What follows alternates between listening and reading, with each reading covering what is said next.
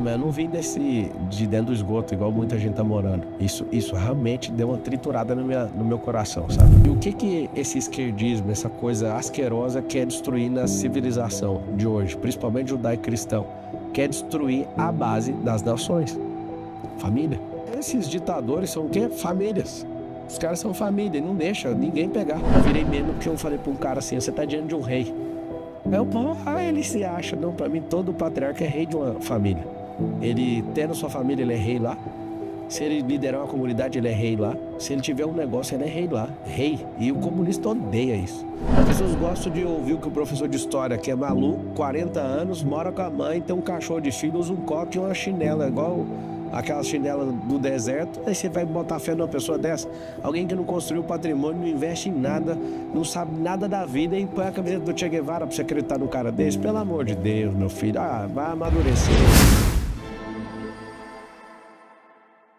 Olá, seja bem-vindo. Esse é o Contraponto, seu programa de entrevistas que recebe toda semana, por uma boa conversa, convidados das mais diversas áreas, ideias e experiências. Ele é polêmico por vocação. Seu magnetismo e seu posicionamento nas redes sociais o tem tornado assunto de 1 a cada 10 conversas atualmente. Não satisfeito em erguer e conduzir suas empresas e cuidar de sua família numerosa, ele agora está disputando a Prefeitura de São Paulo. Eu sou Bruno Magalhães e recebo hoje, para mais uma conversa, Pablo Marçal. Tudo bem, Pablo? Tudo. Maravilha. Obrigado aí pelo convite. Você esteve aqui 2 anos atrás, rolou uma treta, mas ficou alguma diferença? Não, nenhuma. Só não mostrou tudo que a gente conversou, né? Ficou uns cortes pra trás aí, mas tá tudo bem. Tá certo. Vamos lá, então. Num vídeo que você fez com o Renato Cariani, ou ele fez com você na sua empresa, você apresentou lá, disse que tinha o seu family office e disse que os patrimônios estão com as famílias. Se não é com a sua, é com a do seu patrão. E falou que as famílias... Família do meu patrão? Como assim? Você falou, dizendo para o público, o patrimônio está com famílias. Se não é com a sua família, é com a do seu patrão. Sim.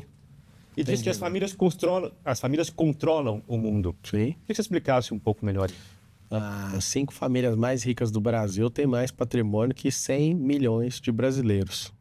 Então, quando a pessoa não se desperta, quando a pessoa não tem um sonho, ela vai trabalhar para alguém que tem.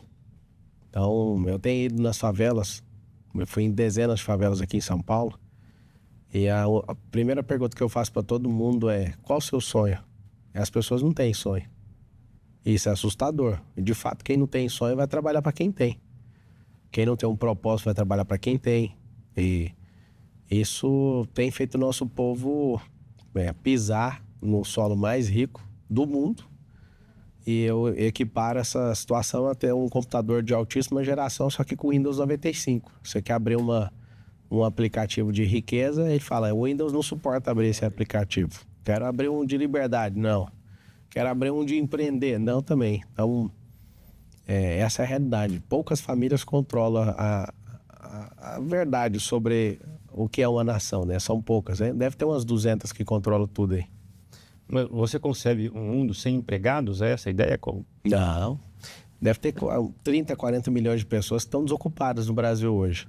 Tem mais Bolsa Família do que gente com carteira assinada em mais de 2.800 cidades do Brasil. Criou-se um modelo de sequestrar o povo emocionalmente. O modelo atual, a pessoa não pode ter uma renda, senão ela perde. Significa, se você não pode ter uma outra renda, você não pode prosperar. Você tem que ficar nesse limite aí. Então, o governo aprendeu a como domesticar o povo, colocar um sonho no coração, um sonho não, uma esperança que um dia vai mudar e nunca vai mudar. E ao invés de dar maturidade para esse povo, ao invés de ensinar inteligência emocional, finanças pessoais, empreendedorismo, profissões do futuro, tecnologia, inclusive eu tenho uma previsão não muito boa para o Brasil, que se continuar nesse modelo, até 2040 a gente vai ser a nação mais escrava do mundo. Qual modelo? Esse modelo de assistencialismo desenfreado, com essa esperança vazia, né, de que algum dia vai melhorar. Um governo que não tem responsabilidade fiscal, um governo que não promove o povo, vive contando que tira milhões da pobreza, mas na verdade tem tirado milhões de reais, que já foi comprovado, né, no último governo do PT, sem ser esse aí. Isso aí a gente tá vendo ainda o que vai acontecer. Então, um povo, quando ele não se enxerga, quando ele não tem a sua identidade, né, clarificada, é um povo que acredita em ladainha de esquerdista maluco, de comunista né, que roda esse modus operandi de todas as nações do mundo, onde isso foi tentado de alguma forma, não funcionou. Você tem se apresentado como de direita nessa pré-campanha, na campanha para São Paulo. Como é que você se diferencia dos outros candidatos à direita, Marina Helena e Ricardo Nunes? Ricardo Nunes não é de direita. Mas ele se apresenta como tal, né? É igual uma pessoa trans, né? A pessoa biologicamente é de uma coisa e ela se apresenta de outra. Ele é um direita trans. Eu acho que ele é o primeiro político direita trans que chama. É um cara de centro-esquerda, tá num partido que é de esquerda, tá, inclusive faz parte tá compondo um governo federal de esquerda e não bate no Boulos, que é uma coisa interessante. Foi as minhas suspeitas que fizeram eu entrar nessa disputa. De olhar e falar, por que ele não bate no Boulos? Por que a Tabata não bate no Boulos? Por que ninguém bate no Boulos? Por que sacaram o Salles? Falei, tem um buraco errado ali. Ali tem Mas o Nunes tem batido de vez em quando. Isso não é bater, né? Fazer um comentário, eu tô na disputa, eu vejo. Não tem absolutamente nada. Tem muita coisa para bater. Se a gente fosse pegar essa suposta direita trans dele aí, eu devo bater 100 vezes no Boulos. Ele faz um comentário uma vez. É porque ele tem o apoio do Bolsonaro, né? Por isso que ele fica como de direita. Você acha que isso não conta? Não. O Bolsonaro, se o Papa apoiar alguém que é de esquerda, vai ser de esquerda do mesmo jeito. Se o cara mais de direita pôr dinheiro na campanha de alguém, e tem inclusive cara de direita que põe dinheiro nos caras de esquerda por causa de interesse contratual numa prefeitura, tem gente que põe dinheiro nas duas. Claro. O fato do cara da direita financiar a campanha do cara de esquerda não vai fazer ele virar de direita. Nem o Papa, nem o Bolsonaro, nem ninguém vai tornar a campanha do cara de esquerda a campanha de direita. O secretariado do Boulos, vou falar só duas secretárias atuais. Uma é abortista e a outra que é linguagem neutra na escola. Para as crianças ficarem retardadas e ficar falando todos. Do Nunes. Então, só por aí você já vê. Não, é uma falta de coerência absurda esse assunto. Não é de direita e se for direita eu tiver que aceitar, é direita trans aí. Em relação a Marina Helena, quais são as suas diferenças com ela? Nenhuma. Acho que a Marina ela é uma mulher brilhante, guerreira. Gosto muito dela, já entrevistei ela, a gente troca ligações, me coloquei à disposição dela. Acho que a única diferença que eu tenho com ela é que a democracia não vence o melhor. E até tem vídeo meu falando que se eu não fosse votar na pessoa igual eu votaria nela. Isso que eu perguntar para você, já respondeu. Eu falei isso, inclusive... Por que vocês não se uniram de alguma forma? Não conseguiram? Os partidos não se unem? Não é uma... Ela tem um projeto dela, é uma falta de respeito. Várias pessoas já me perguntaram, por que você não põe ela de vice? Ela quer ser prefeita, ela tem que seguir o sonho dela, né? Mas gosto muito dela, a gente troca ideia, um respeito muito grande por ela. Inteligente, diferente de muitos candidatos, ela é realmente inteligente, é capacitada para fazer alguma coisa. No espectro da direita, como é que você se classifica? Mais conservador, mais liberal, ou você não se classifica desse... Eu sou conservador e liberal. Eu acredito no livre mercado, eu acredito que a gente tem que parar de valorizar pessoas pelo capital e parar com essa ignorância, esse absurdo de quase retardo dessa teoria de igualdade em fazer todo mundo... É que o socialismo prega, né? Que todo mundo tem que ser igual. A gente não é uma coisa, a gente é único, né? Como é que eu cobro igualdade de alguém que é único? A gente não foi criado em série por Deus. Então, quando eu vejo as pessoas nessa teoria idiota do comunismo, que é a teoria de pôr todo mundo em igualdade é pôr todo mundo miserável, né? E também vejo o lado do capitalismo malvadão de, peraí, nós avaliamos as pessoas pelo capital que elas têm. Eu que já fui da pobreza e estou na extrema riqueza agora, né? Me incomoda bastante as pessoas te valorizarem pelo dinheiro que você tem. E eu tenho um acréscimo, né? Eu tenho uma super audiência que, se juntar alguns canais de televisão, não tem. E aí eu vejo que tem gente que não me valoriza por causa do meu dinheiro, valoriza por causa da minha audiência. E se eu não tivesse audiência, eu nem ia ser chamado para estar aqui, talvez. Eu acho que a gente tinha que valorizar as pessoas pelo que elas são, pela identidade delas. Eu fico imaginando pela cabeça de Deus como que ele olha para nós, né? Ele olha para alguém, ao invés de medir pelo dinheiro, ele mede pelo nível de obediência. Ele olha e fala assim, servo bom e fiel. A Bíblia fala que para agradar a Deus, é impossível você agradar a ele se você não tiver fé. Então, não é sobre grana, é sobre desafio. Porque fé não é para você fazer suas coisas que você dá conta. Fé é acreditar no seu coração que você vai para um próximo nível e está faltando alguma parte. A pessoa vai, aquilo é algo que agrada a Deus. Fé é imaginação. A pessoa conseguir imaginar, mas o corpo dela não acredita ainda, né? E ela vai ter que modificar os hábitos, o sistema de crença, Então eu acredito muito que Deus olha pra gente de uma forma diferente. Eu aprendi a olhar desse jeito. Eu não vejo diferença nenhuma numa família que tem 1 bilhão e uma família que tá passando fome agora. Eu não acho que o cara que tem um dinheiro vale mais que a outra família. Porque Deus não olha desse jeito, ele olha pra quem é obediente. E às vezes tem gente que é mais obediente não tendo nada do que tendo tudo. Na última, quer dizer, quando você estava em pré-campanha presidencial, você de alguma forma, me lembro bem, você equiparava Bolsonaro e Lula dizendo que eram todos farinha do mesmo saco. De algum modo, você dizia alguma coisa assim. Isso mudou? Cara, eu tava A sua visão dos dois mudou? Eu tava disputando a eleição naquela época, né? Sim. Inclusive já resolvi isso com o Bolsonaro e servi ele na campanha Certo. de presidente. Até fui eleito deputado federal. Nós dois, eu e ele, pessoalmente, já resolvemos isso. Assim, o Lula é como se fosse um demônio na política e na história nacional.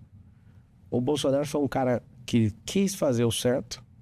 Eu acho que ele nos mostrou como não fazer também. Eu acho que algumas coisas ele passou do limite. E se for comparar o Lula e o Bolsonaro, não faz nem sentido. Até é uma diferença absurda. O Bolsonaro era um cara que trouxe economia para o país, o outro parece como se fosse uma quenga gastando o dinheiro de um príncipe, sabe? Que é um povo. Então, não tem nem comparação um com o outro. Eu sei que isso pode gerar mais um processo para mim, mas o Lula comprovadamente, não posso falar, eu também fiz direito, então, mal tem dinheiro para pagar, né, os processos, então ele é reconhecidamente um ladrão. O Bolsonaro não. O Bolsonaro é o cara mais perseguido que existe, né, na política. Eles fazem isso também para pessoas como eu e você também nunca mexer com política, porque vai sobrar isso no final. Você vai servir o povo. Esse modelo do comunismo só tem jeito de você colocar eles, não tem como você tirar eles. Eles usam a urna, eles entram em tudo pela cultura, né? Usam os militantes dentro do ensino. Eles fazem de tudo para serem colocados lá. Igual a Venezuela, não tem como tirá-los de lá. Eu vi o Bolsonaro sendo um cara completamente bem intencionado, mas acabou se ferrando porque ele perdeu, né? Principalmente para ele mesmo. Acho que ele quis adotar a mesma estratégia da vitória e aquilo que trouxe a gente até um ponto não consegue levar a gente até o próximo ponto. A gente tem que reinventar. Uma coisa é a campanha, outra é o governo, né? Eu acho que ele mostrou como a gente não deve fazer em muitas coisas. Fez muitas coisas brilhantes. Foi o único presidente da história do Brasil, dos 38 até a data dele, que conseguiu baixar efetivamente imposto. Isso é um milagre. Ele mostrou que tem como. E aí o Brasil cresceu mesmo assim. Foi um absurdo assistir isso com os meus olhos. Então não tem como comparar. O Lula é um contador de história, né? Às vezes o Bolsonaro não soube contar a história certa. Se ele fosse bom de narrativa, ele continuava sendo um presidente e indicar um presidente dele agora em 2026 e a gente ia continuar nessa rampa de prosperidade que estava antes. Você que é empresário está agora tentando entrar para a política, como tantos outros fizeram no passado e tentaram fazer. Essas duas áreas da vida, você acha que elas exigem a mesma virtude, a mesma qualidade, ou é uma segunda coisa que você precisa desenvolver para estar nesse ambiente? O cara, para ser empresário, ele não precisa gostar de gente, não. Ele pode ser empresário, nem pisar na empresa dele e fazer as coisas acontecer. Agora, para ser do serviço público, você precisa de amar a gente, porque ali é 100% pro povo. Às vezes o cara é empresário, ele quer só o dinheiro para desfrutar e cuidar da vida dele, da família dele, fazer as coisas dele. Ele nem precisa nem falar oi para ninguém, que a empresa não vai deixar de funcionar. Mas o cara no serviço público, se ele não amar a gente, acabou. Aí ele vira um cão ali e começa a matar a gente, né? Porque, por exemplo, se o desemprego cresce, a gente morre. Se a gente não tem emprego, a gente também vai morrer, porque o maior direito social é o emprego. Se a pessoa não tiver um emprego, ela vai ter um problema muito sério.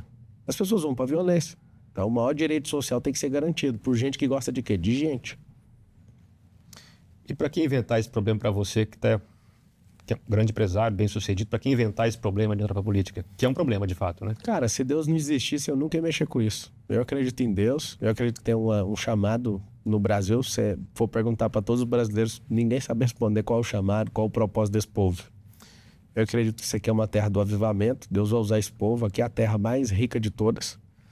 Você olha para nossa lavoura, né? A gente tem 3 safras. A gente é o terceiro do mundo hoje, perdendo para os Estados Unidos e para a China. E isso é porque a gente ainda nem é tão produtivo assim. Se a gente fosse produtivo nisso, a gente seria o número 1 do mundo, né? Não é qualquer país que tem 3 safras igual a gente. A gente não tem intempérie, não tem vulcão, não tem neve. É fascinante. A gente tem o maior aquífero do mundo, o maior espelho d'água do mundo. O nosso rio em formato linear, que é o Rio Amazonas, ele perde 600 quilômetros por Nilo, mas se põe em formato linear, ele é maior que o Nilo, em volumetria de água.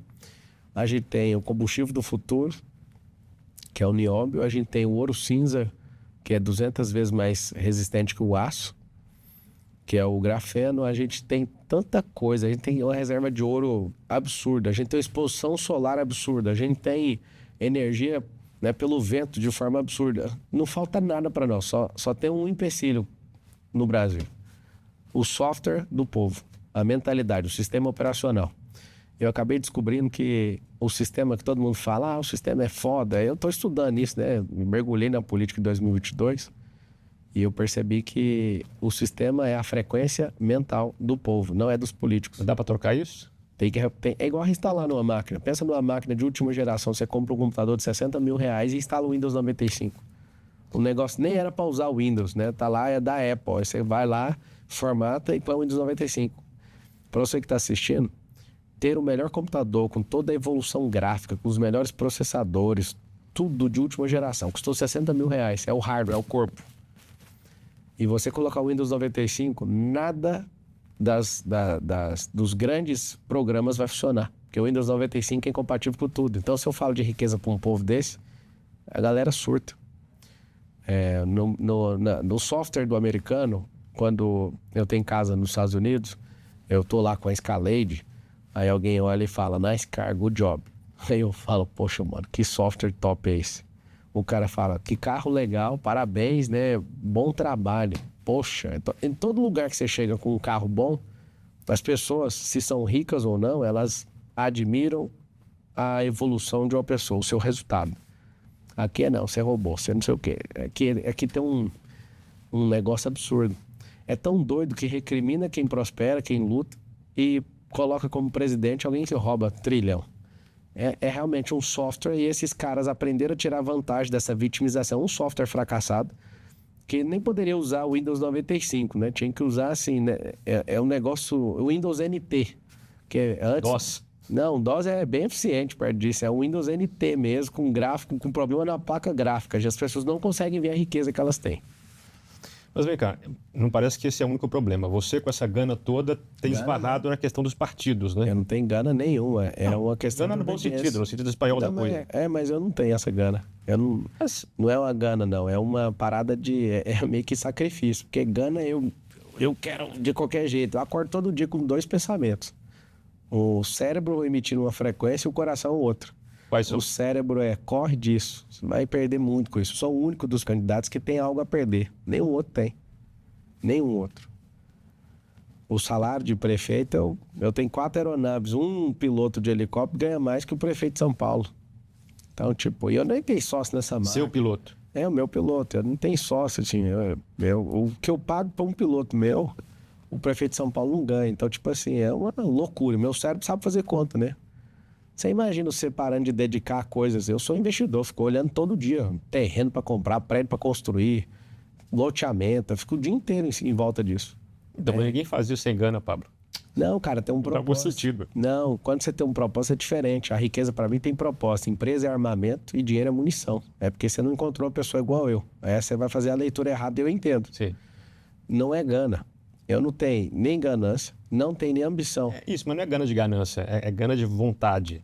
Nem Cara, isso é o que tem. eu tô te falando, eu acordo todo dia sabendo, esse trem vai me ferrar, meu cérebro emite esse sinal. Então, se eu tivesse gana, eu ia atropelar isso. Qual que é o outro sinal? O propósito, é o coração. Falando, tem jeito de levar essa nação pro primeiro mundo, tem que reinstalar, você tem que ser um hacker. Você tem que hackear o sistema. E o sistema não é o judiciário, não é o executivo. Você precisa usar uma esfera da sociedade para convencer o povo que tem como. Vou te dar um exemplo. Eu sou o candidato que mais vai em favela. Tem gente que nem pisou. Dos 10, só um tirou uma foto no lançamento, o outro foi em 2 lugares. Um é o que ele mora e o outro ele foi aparecer esses dias. Eu fui em dezenas já. Eu vou o tanto que eu der conta, o tanto de energia que eu puder até outubro eu vou. Eu quero conhecer esse povo, eu quero saber a realidade deles. E aí o que acontece? Você imagina a gente pintando uma favela, asfaltando ela inteira, saneando problema básico ali, de esgoto, mudando completamente e falar, tá aqui o modelo pronto. Acabei de mostrar que tem como redesenhar isso aqui. Beleza? Beleza, vamos multiplicar. Eu quero mostrar que isso é possível. Eu tenho certeza que funciona. E algumas que deixaram eu entrar, eu fiz uma promessa. E eu dou conta de cumprir, parece que eu tô entrando. Se eu não virar prefeito, eu vou resolver esse problema de qualquer jeito. Mesmo que não vire? Sim, eu falei, pode contar comigo. Mas qual o problema? O problema é que essas pessoas têm, elas estão enfiadas dentro de um campo de concentração. Você pega aqui na Zona Oeste de São Paulo, a idade média do paulistano é 86 anos. Aí você atravessa, vai para uma favela que está do lado, é 44 anos. Esse povo está enfiado num lugar para um moedor de carne. Uma família que tem 3 filhos, um foi assassinado, o outro está na cadeia, o outro virou crente para ver se salva a família. A realidade ali é outra. Eu já estou na África, lá em Angola, desde 2019, onde eu fui picado pelo espírito público. E lá, para mim, era o pior lugar na Terra. Não, aqui em São Paulo é pior. Nós somos a cidade mais poderosa do hemisfério sul e tem gente enfiada dentro do esgoto. Uma hora de chuva, levanta água e invade a casa de todo mundo. Um contraste forte, né? Absurdo, absurdo. Para mim, aquilo não chama favela. Alguns lugares, algumas invasões, não são comunidades, são campos de concentração. Eu fui em uma no Alto do Paraisópolis, no Entravinha. E aí eu perguntei, vocês estão há quantos anos aí? 30, mas o governo PT passou aqui nesses 30 anos, eles fizeram nada. Não tem um melhoramento público, enfiado dentro do esgoto. Aquilo, uma pessoa normal, ela que tem generosidade, tem um mínimo de coração e sensibilidade, ela não consegue dormir mais. Ontem foi aniversário da minha filha, eu tenho 4 filhos, da Isabela, e eu acordei com algo no meu coração, esse negócio de signo do coração. Chama algumas crianças que você e as suas famílias pro aniversário da sua filha. Eu moro aqui no Jardim Europa. E aí, eu até tenho uma mensagem de um deles aqui agradecendo e falando que nunca tinha ido no aniversário de um rico e tudo. Aí eu respondi para ele, eu também não conseguia ir. Eu chorava quando eu era criança de não poder ir no aniversário de rico. E eu falei, você vai prosperar, porque se Deus te dá acesso a algo, Ele te dá posse. E aí o que aconteceu? Eu chamei a minha filha e falei, ela tem 3 anos, fez ontem. Falei, filha, quando o papai decidiu colocar esse nome em você como mãe, eu me inspirei na princesa Isabel. E aí eu não queria que você chamasse Isabel, né? Mas eu expliquei que ela libertou nosso povo com a abolição dos escravos. Aí a gente colocou o A de Isabela, que é consagrada a Deus. E eu quero te falar, hoje o papai trouxe algumas famílias que eu quero que você tenha amizade desde pequena. Foi um momento tão mágico na minha vida, que ela tem 3 anos, ela não tem compreensão cognitiva para entender tudo que eu tô falando. Ela conversa normal, né? Só que ela ficou olhando, parece que eu entrei na alma dela e eu falei, você vai libertar esse povo. Papai vai começar e eu vejo isso. Eu senti isso no dia ontem de falar isso pra ela. E aí ver minha filha de 3 anos olhar no fundo dos meus olhos, assim, cara, como se ela tivesse entendido tudo automaticamente falando e chorou, sabe? Ela desceu aquela lágrima que mexeu muito comigo. Mas não eram vizinhos, não, né? Não, era da favela. Das favelas que você estava visitando, entendi. Sim. Entendi. Eu levei, e essas crianças foram crianças, cada favela que eu vou, eu encontro uma família que vira o símbolo daquele lugar para mim. Eu tô tirando foto e colocando em molduras. Eu vou tirar esse povo dessa vida. Esse não é um negócio assim, o cara que ganhou a eleição, não. Eu vou tirar esse povo de lá. O dia que eu fui pra África em 2019, eu tava indo embora, eu nunca mais ia voltar. Fui lá servir, levei um monte de empresário, investimos um dinheiro, foi bem legal. Aí uma criança chamada Paulo olhou para mim e falou assim... Lá fala a língua portuguesa, são 9 nações que falam a língua portuguesa.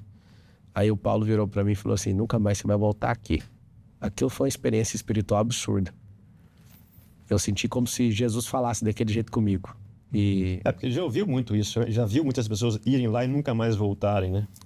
Não sei se isso é possível rodar no final dessa entrevista, um vídeo de 1 minuto e meio do que a gente está fazendo lá, eu gostaria que passasse, para as pessoas, né, entender aonde meu coração está aplicado.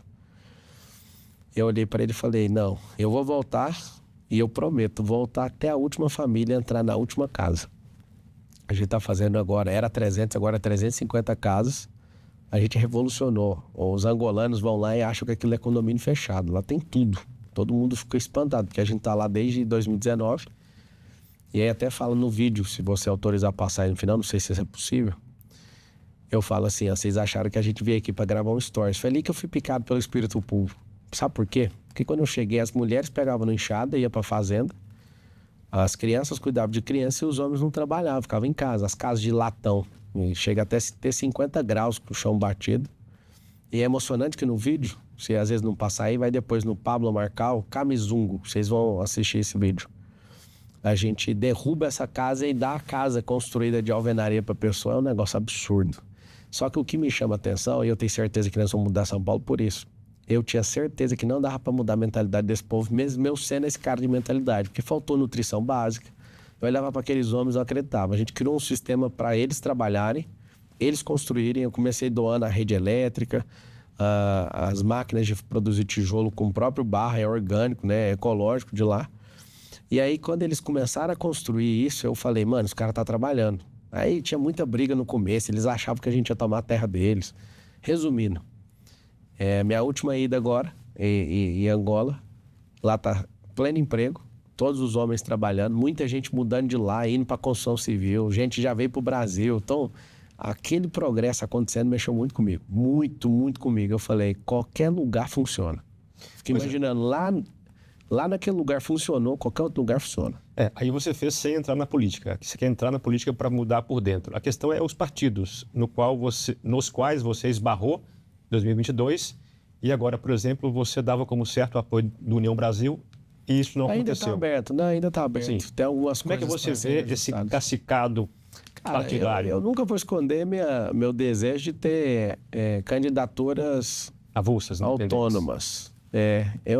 A gente ia assustar com tanto de gente top que ia aparecer. Para chegar até aqui onde eu cheguei, é uma das coisas mais difíceis que existe. Dos 10 pré-candidatos, tem 2 que tem certeza que já ganhou. Tem um que vai conquistar o povo ainda, que sou eu. Os 2 que tem certeza não vai levar. Eles têm certeza, que é o Nunes e o Boulos. O Boulos é como se fosse um demônio, né? Para aprisionar nossa alma. E o Nunes é para continuar do jeito que tá. Eu acho que ninguém aqui é bobo para fazer uma besteira dessa. E tem um monte de aventureiro e tem um monte de gente que tá lá só para cumprir cota de partido. Para gastar um dinheirinho, para fazer energia lá. O que eu vejo? Eu vejo o seguinte, para chegar até aqui, é quase impossível uma pessoa do meu calibre conseguir. Primeiro, é muita gente desqualificada, é muita gente querendo te assaltar para você chegar até aqui e tomar seu dinheiro. É tudo desfavorável, é muito ataque nas suas empresas, ataque gente pessoal. Dos partidos? De todo lado. E quer assaltar?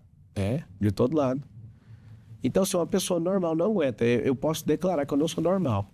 Tem que ter um nível de resistência mental, espiritual muito forte para suportar isso aí. E é por isso que a gente só tem político, praticamente quase todos, são políticos inúteis. Tem muito político que não serviria para ser atendente no McDonald's, que é um trabalho básico, honrado, mas básico. E o cara é prefeito de uma cidade. Por quê? Porque esses caras articulam para ter as piores pessoas. Pessoas que realmente não têm um pingo de caráter, não amam o povo. E eu vejo que a minha entrada vai dar uma fortalecida em pessoas que podem servir de verdade. Sobre ser político, todo mundo que é político hoje, um dia não era político, tem a primeira vez, né? Agora, eu pago mais impostos que esses caras em milhões, eu emprego mais gente que esse povo, eu tenho mais riqueza que esse povo, eu mudei a mentalidade de mais gente. Se eu juntar esse povo tudinho, eu perder preso numa prova do Enem, se eu perder alguma coisa para esse povo, eu desisto. É um povo fraco. Isso me alegrou bastante em entrar. Se fosse gente realmente capacitada, que aguenta o tranco, que tem energia, é diferente. Agora, esse povo que está aí é até uma situação até de rir. Para mim, alguns são piada de querer governar uma cidade com a potência de 111 bilhões de orçamento. Os caras não sabem nem o que é 1 milhão. Você vai falar de bilhão com gente que não sabe o que é 1 milhão? 111 bilhões. 111 bilhões de orçamento de São Paulo. Mas vem cá, o apoio do União Brasil, que você almeja, ou almejaria de alguma forma, não depende de você subir nas pesquisas? O que não tem acontecido? Não, eu acho que você está com a leitura errada. Vamos lá, então. Eu estou crescendo. Eu sou o único cara que cresceu na última pesquisa. O Datena, ele é o cara mais conhecido na cidade de São Paulo. Eu sou mais conhecido na internet e de forma global no mundo, por conta da internet, né? Porque eu traduzo meus conteúdos e tudo, e tem alunos de todos os países, salvo engano, quase, ou todos ou quase todos. Alunos, eu tenho 1,5 milhão de alunos e sou assistido só numa rede social por 56 milhões de pessoas. Contas únicas que me assistem no Instagram todo mês. E no TikTok, que eu nem uso, eu tenho 3,5 bilhões de marcações. Então, no contexto global, nacional, internacional, eu sou mais conhecido. Agora, na cidade de São Paulo, é o Datena. O Datena é monstruoso na cidade de São Paulo. Se ele entrar no vamos ver, que ele ainda não fez... Então, ele parece, ele vai entrar, não vai entrar? O que você tem ouvido aí? Cara, eu converso com ele próprio. Eu sou o único pré-candidato que segue todo mundo, inclusive o emprestável do Boulos. Eu sigo todos, eu acompanho todos. Eu sou um cara republicano que dá conta de conversar. Com o Boulos, não, né? Com ele não tem diálogo, né? Que eu fui no Conselho de Ética, ele sendo o relator no Conselho de Ética passou pano pra rachadinha e aproveitou para me xingar, tendo o microfone. Eu tava lá sentado para acompanhar, né? Não acreditei que ele enterrou a candidatura dele ali naquele dia. Eu vi esse vídeo. Você foi lá fazer o que lá? Cara, eu fui lá passar o dia, entrar nas comissões, fazer... Eu vou lá, de 15 em 15 dias, uma vez por mês, eu sempre tô em Brasília. Eu tenho muito acesso a deputados federais, eu ajudo muito, eu sempre tô servindo. Certo. E o Datena? O que você tem falado com ele? Cara, Datena, ele tá tratando a saúde. E, assim, não quero falar ele que fale por ele mesmo, né? Mas eu não acredito, assim, que ele vai pôr essa energia, não. Mas se ele falar que vai, cara, o cara tem o coração de muita gente. As pessoas às vezes fazem a leitura errada e tudo, mas o Datena, se ele colocar pressão ali, ele vai dar trabalho esse negócio. Vai dar um trabalhão. E pode acontecer o inesperado. Depende da energia humana que ele vai colocar. Você mencionou que é preciso muita resistência para passar por esse calvário dos partidos, ou do partido. Sobre o União, desculpa, eu não respondi. O União é bem-vindo, mas se ele não vier, tá ótimo, a gente consegue persistir nisso. Tem alguns partidos. Mas tem alguma negociação em curso? Porque já está anunciado o apoio deles. Mas não está registrado nada. Tem na ata de convenção, a galera escreve assim, que pode ficar aberto para fazer até tal dia uma outra com outra pessoa. Então, depende do que vai acontecer, né? Tem muita coisa estourando do Nunes, eu espero que não seja verdade esse negócio da creche, que se mexer no mais sagrado da sociedade, que é a criança, e se ficar comprovado esse negócio do Nunes aí que estourou, eu acho que todo mundo vai pular fora dele ali, porque ele vai desidratar de uma forma que não dá para chegar nem no que eles chamam de ou primeiro turno, entendeu? Porque para mim não vai ter nem segundo turno nessa eleição de São Paulo. Não? Não. São 8 milhões de eleitores, eu preciso de 3 milhões, eu vou alcançar esses 3 milhões, eu vou conquistar eles. Eu ainda não tenho, ninguém tem, né? Mas eu vou arrumar. Já foi feito em São Paulo, acho que se fosse uma invenção da minha cabeça, mesmo assim eu ia conseguir. Agora já tem um método, alguém já fez, então nós vamos fazer de tudo para conquistar esse povo. Você mencionou o calvário dos partidos, que cansa e é preciso resistência para passar por isso. Você julga que tem dançado bem essa música com os partidos? Sim, eu me encontro e falo abertamente com todos os líderes partidários praticamente. Qualquer hora que eu ligo pro Valdemar Costa Neto, ele me atende, me ofereceu vaga no Senado para eu desistir da prefeitura. Eu encontro com a CM, com o Caiado, com o Rueda, com esses caras todos, a Renatinha do Podemos. Eu tenho um acesso com essa galera muito boa. Quando não é com o presidente nacional, é com o presidente estadual, a gente é bem relacionado. Eu aproveitei bastante em 2022 para fazer um bom network com eles, então eu tenho um acesso diferenciado com eles. Eu não fechei com alguns, por quê? Porque o pedido era maior do que o que eu poderia entregar para eles. Alguns, por exemplo, só aceitam me apoiar se depois da eleição eu passar para o partido deles. E é um negócio que eu não estou aberto para essa negociação. Eu prefiro ser um príncipe num partido pequeno do que ser alguém que vai perder esse poder de fogo e de voz. Eu sou o presidente de honra do PRTB. Então, eu prefiro fazer esse partido crescer, que eu acredito que a honra que vai estar nesse ambiente é um pouco diferente do que você estar num grande partido onde você não consegue mobilizar as coisas, entende? Mas pelo que você tem falado, para você o partido tanto faria, não? Então, se não tiver nenhum, que não é o caso, a gente vai ter sim, vocês vão conhecer no próximo final de semana. Se não tiver nenhum, tem como ir e ganhar a eleição do mesmo jeito. Isso não é Um Bolsonaro, por exemplo, ele ganhou a eleição sem máquina, sem padrinho, sem partido, praticamente, sem tempo de televisão. Mas depois também perdeu com a máquina na mão, a máquina mais poderosa da América Latina. Na eleição tudo pode acontecer. Na eleição ela é igual a mineração, você só conhece na apuração, né? Quem é mais resistente, quem consegue tomar menos gol e quem consegue fazer mais gol, é isso que faz total diferença na eleição. Que ele perdeu por quê? Quem? Jair Bolsonaro perdeu as eleições. É uma sequência de erros. Na sua opinião? É uma sequência de erros, assim, absurda. Ele subestimou a saída do Lula ali, eu acho que não poderia ter subestimado a saída do Lula. Saída da cadeia. A descondenação. É uma inovação jurídica que fizeram para não trazer mais problema até para minha campanha, né? Mas ali é uma inovação jurídica. Aquele dia que eu vi aquilo, deu vontade de rasgar o diploma de Direito. Fiquei 5 anos na academia para um dia ver aquela cena, mas já passou. A segunda foi o núcleo de decisões ali do Bolsonaro é um núcleo muito fechado. Não ouviu certos conselhos durante o governo. Campanha é uma coisa, governo é outra e reeleição é outra. errou na estratégia de tráfego pago, não rodou tráfego pago na conta do Bolsonaro.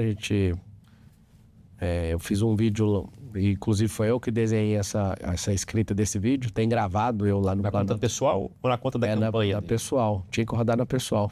Ele era o político mais seguido do mundo, não sei se ele ainda é. No Brasil eu sou o terceiro político mais seguido, né? Primeiro é o Bolsonaro, depois o Lula, depois eu, no Instagram.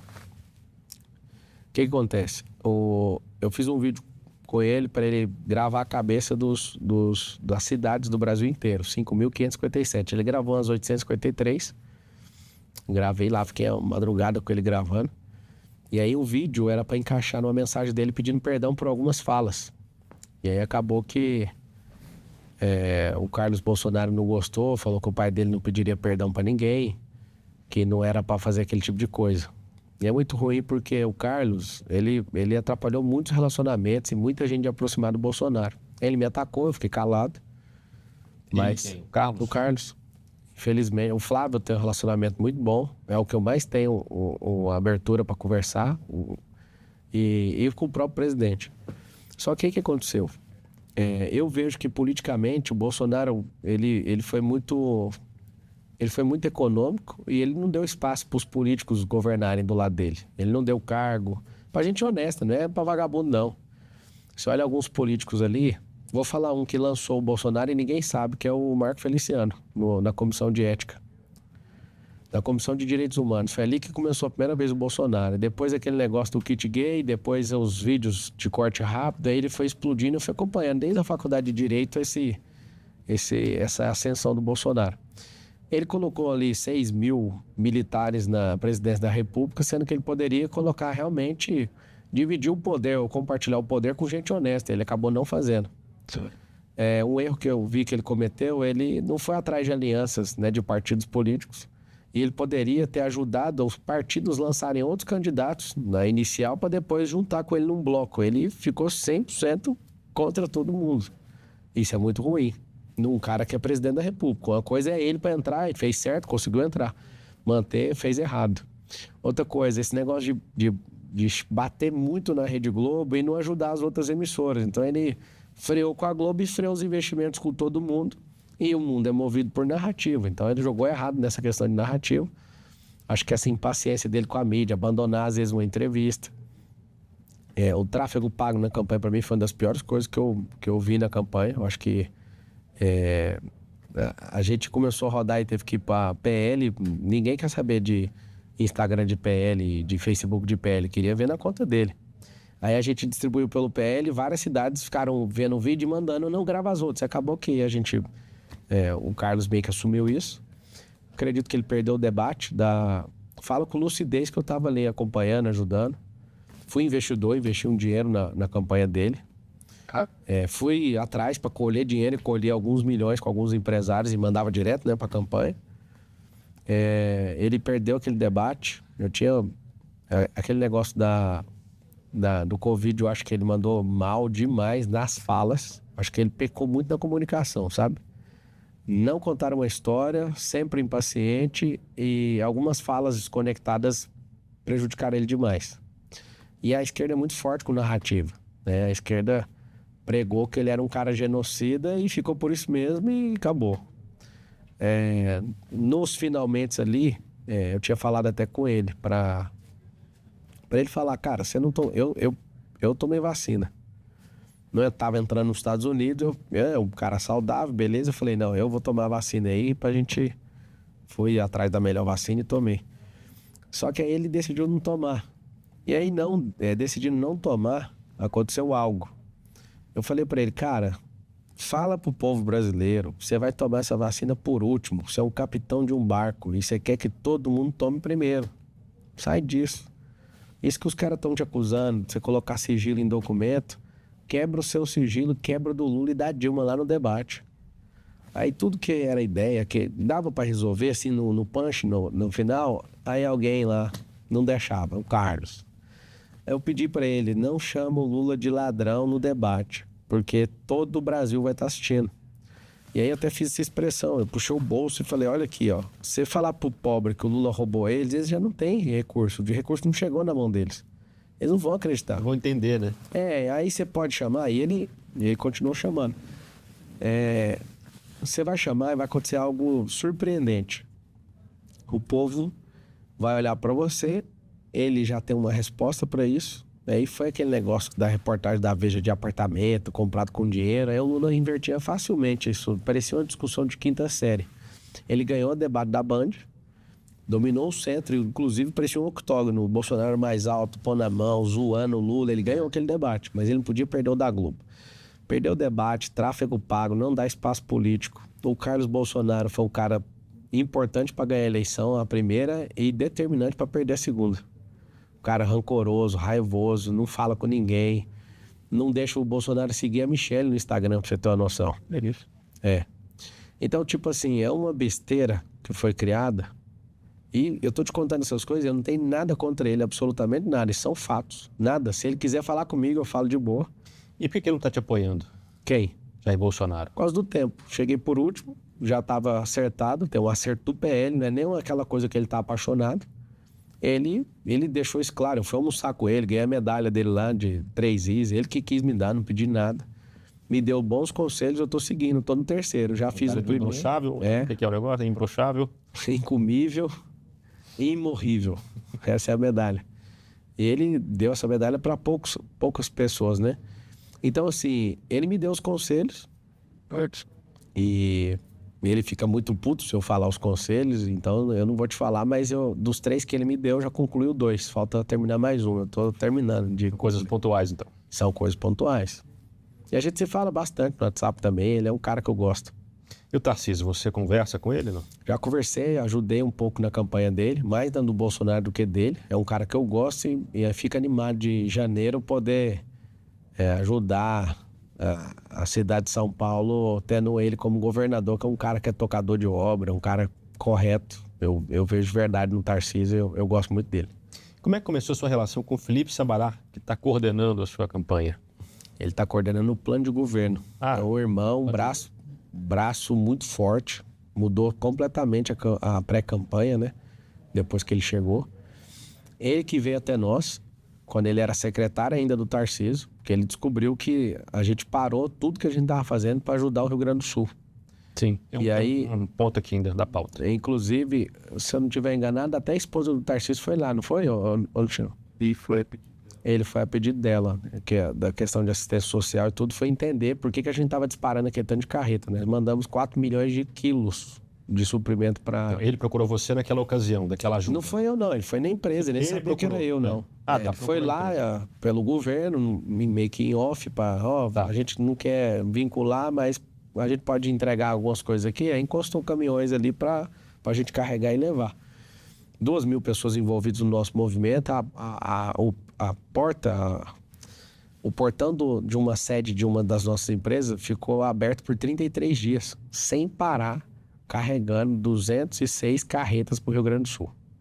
Foi assustador o que a gente fez. A gente criou um aplicativo de resgate de gente e de animal para encontrar pessoas. Abrimos 10 CDHs, Centro de Distribuição Humanitária lá. A gente fez o network com as pessoas que a gente conhece, pegamos 10 galpões e essas carretas foram enviadas para esses galpões para entregar nos abrigos.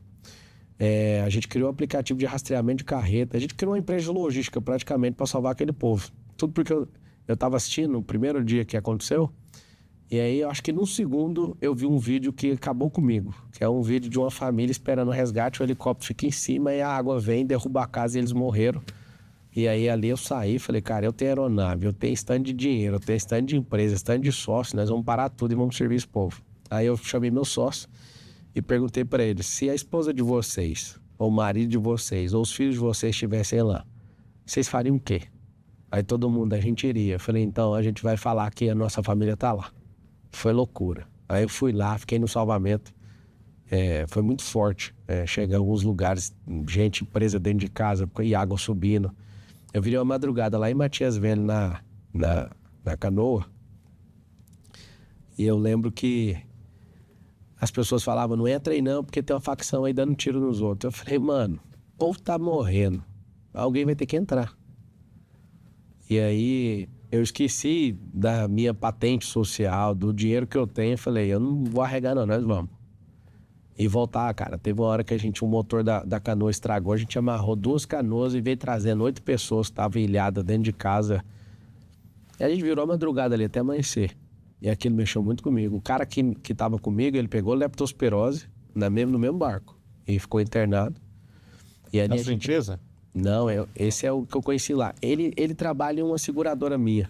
Ele é correspondente de uma seguradora que a gente tem. Aí, quando eu vi aquilo com os meus olhos, cara, aquilo ali me fez chorar demais. O tanto de gente que estava sendo salvo por civis. E eu não vi o poder público ali, aquilo me deixou doente, cara. Às vezes eu vi um policial e falava, cara, você tá a serviço? Não, eu tô de folga. Quando você viu um policial, um bombeiro, o cara tava de folga. Parecia que tinha alguma coisa errada ali, sabe? Parecia que alguém tava querendo que o caos se instalasse para vir com dinheiro de emergência. Eu não senti uma má fé do poder público ali, sabe? Esse cara de folga estava atuando? Tava salvamento, Entendi. tipo, como civil. Entendi. É civil salvando civil. Cara, e ali me despertou uma vontade muito grande, cara. Eu fiquei pensando, sabe no quê? Quando eu servi, a gente ficou 33 dias ininterruptos, mandando aviões. Eu usei meu network para pegar aeronaves de várias pessoas e os pontos das nossas empresas recolhendo e disparando. Algumas aviações aéreas estavam recebendo coisa e não estavam conseguindo levar, a gente levava de carreta. Foi um negócio brabo. Mas eu percebi o seguinte: o jeito que a gente parou o nosso negócio para ajudar o povo do Rio Grande do Sul, eu percebi que se a gente parasse e tratasse a miséria em São Paulo como um estado de calamidade, a gente consegue resolver. Então, ali foi um treinamento para mim, em poucos dias, de resolver o problema de muita gente. Aquilo mexeu muito comigo. Muito, muito. Como é que começou a arranca-rabo entre você e a Globo, e entre você e o governo? Mentira deles. Como é que começou? Ixi, aconteceu trem demais. Eu pousei numa base aérea para entregar medicação. E aí, por causa de orgulho lá, teve um desentendimento e mandaram arrancar meu jato e sair de lá correndo. Eu falei, cara, eu vim para servir, ué. Aí fiquei, beleza. Aí eu mandei tirar. A gente ia ficar ilhado lá sem o jato, né? Aí no outro dia eu chamo o comando da aeronáutica e falo, eu preciso pousar o jato só pra sair. Não, vocês não vão sair daqui, não. Caramba, não vamos? Não. E aí eu fui e freto um helicóptero pra sair da base aérea, o helicóptero não consegue sair de outro lugar. E aí mesmo assim não queria deixar eu sair. Eu falei, mas vocês estão querendo arrumar confusão comigo por quê? Tudo por causa de politicagem. Ficaram constrangidos, porque eu fiquei furioso. Eu falei, cara, eu vou ter que usar meus canhões então aqui pra falar o que vocês estão fazendo aqui. Que eu vim aqui para ajudar, pousei com autorização, entreguei a medicação, vocês estão chateados, mas não podia ter filmado. Eu quero filmar para todo mundo saber o que a gente tá fazendo. Isso, se você entende que é aparecer, eu também entendo. Eu tô fazendo isso para mais gente doar. E todo mundo que eu fui pedindo ajuda via que eu tava lá e falava, se você tá aí, eu vou mandar. E aí o que aconteceu? Criou uma confusão nisso. Falei, eu não vou bater porque eu gosto do exército, aeronáutica, eu não vou falar nada. Arrumei doações em Portugal e não conseguia. Nada, nem um avião, ninguém queria trazer, para o desembaraço. Aí eu fiz um apelo, falei, Lula, já que você tá querendo resolver, por que você não manda um avião aí da Força Aérea? Não sei se você chegou a ver o vídeo, o Brigadeiro. Sim. Respondeu, até respondeu o Pablo Marçal aqui, nós vamos atender o pedido. Aí conseguiu, deu tudo certo. Aí o pangaré do Paulo Pimenta, que é o ministro do PT, que quer ser governador, senador do Rio Grande do Sul, que ele tá fazendo isso tudo, é por causa disso. Ele vira e vaza um áudio de mentira falando que, tipo assim, os caras igual eu é traidor. Eu não ganhei uma medalha, não ganhei R$1. Servi mais que o governo inteiro. E se eu bato no peito e quem quiser, eu vou pra cima. E ele vai, né, com o Lula ali, com aquela coitada da Natuza, vai a infelicidade de soltar meu nome. Soltou o nome com a pessoa errada, porque uma carreta nossa foi parada. O próprio presidente da NTT, da Agência Nacional de Transporte, falou que foi multado. O governador do estado de Santa Catarina também teve caminhão que foi multado. E eles criaram uma fake news e botaram na minha conta. Aí eu peguei e gravei um vídeo, acho que é o vídeo mais assistido da história do meu Instagram. 56 milhões de visualizações o vídeo. Eu descascando essa Natuza. E, inclusive, ela vai ter a sorte de me entrevistar como pré-candidato ou candidato na época aí que vai acontecer. Como prefeito, né? Ela vai ser um pouquinho difícil o nosso encontro. Que ela vai ter que redimir dessas merdas que ela falou ao meu respeito. E ali, cara, eu percebi que tinha um coluna contra as pessoas que estavam querendo ajudar. Perseguição. Eu falei, cara, tem alguém mal intencionado com isso aqui. E aí eu não arrego pra nada mesmo, falei, então vamos peitar, já que vocês estão malucos mesmo, vamos embora peitar isso aqui. Tive cara a cara com o Paulo Pimenta num conselho também lá numa sessão lá no Congresso Nacional. Essa distância aqui que nós estamos, eu fiquei olhando para ele, tipo, vai, faz igual o Boulos, me xinga, vai, que agora nós vvamos para cima.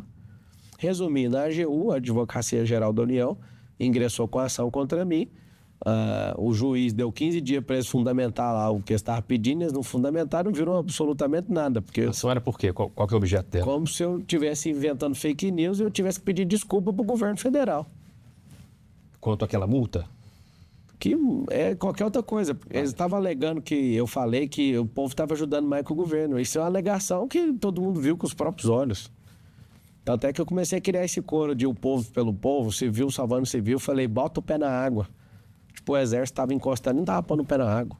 Nessa live, acho que foi nessa live mesmo, você falou que ia processar a Globo. Isso foi adiante? Foi raro Continua?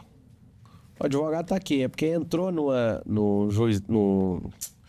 jurisdição e a gente teve que mudar para outra, né? Então teve desistência primeiro, mas está correndo a segunda ação. E é uma ação de quê? De indenização contra De você? reparação de dano. Quero ver a boca da Natuza falando, eu errei, a Rede Globo, televisão errou. Não quero dinheiro não, mas se vocês não quiserem assumir, que paga o dinheiro pra gente continuar doando lá pro Sul. Quer você ganhe ou não essas eleições, você vai continuar tentando outros cargos, como governador, presidente? Olha, É a sua ideia? eu não vou ganhar nada, eu só vou me ferrar. Quem vai ganhar é o povo. E ter alguém com o coração correto, generoso, pau na máquina, que gosta de fazer as coisas. Eu não quero legislativo. Eu quero seguir o caminho do executivo e quero provar para o Brasil inteiro que tem como mudar o Brasil a partir da cidade mais complexa de todas, do Hemisfério Sul, que é São Paulo. Conseguindo fazer isso, eu vou me dedicar nisso para ser o melhor prefeito. Não pela minha glória, mas pelo povo. Se eu for o melhor prefeito, vai ter asfalto em tudo. Nós vamos apoiar o governador, nós vamos pegar... Eu vou para Brasília de 15 em 15 dias para pegar recurso com o deputado. Eu vou fazer um negócio que prefeito nenhum nunca fez aqui na história. Porque geralmente o deputado federal ele carrega lá pro interior isso para, né, conseguir o voto sempre, para ele continuar firme ali. Eu vou dividir o mérito com ele e vou trazer isso para a cidade de São Paulo. Bom, mudando um pouco de assunto, pergunta que você deve ouvir bastante, mas eu não lembro de nenhuma resposta sua.